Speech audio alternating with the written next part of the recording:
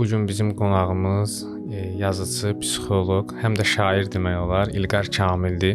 İnsanın yaranma səbəbi nədir? İnsan Allahın yer üzündəki xüsusi təyinatlı qüvvəsidir. Onun bir xüsusi təyinatı var. Ümumi olaraq həm insanlığın, xüsusi olaraq da hər bir fərdin ayrılıqdır. Mən necə eləyim ki, böyüyüm? İlqar bəy. Bütün dünyanın problemləri buradan ibarətdir ki, saqqallı uşaqların toqquşmalarıdır. İnsanların bir xeyli hissəsi, indi onu faizi dəqiq ölçmək olmur, amma ümumilikdə görünən odur ki, bir xeyli hissəsi saqqallı uşaqlardılar və böyüməyiblər. Mənə görə insanın böyümə prosesi başlayır buradan ki, insan xatırlamalıdır.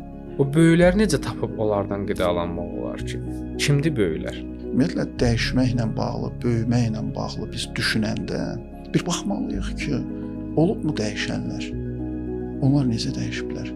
Böyüməyin yollarından biri də yola düşməkdir. Bəşərlə insanın fərqlərindən biri də budur ki, bəşərin yolu var, amma yolçuluğu yoxdur.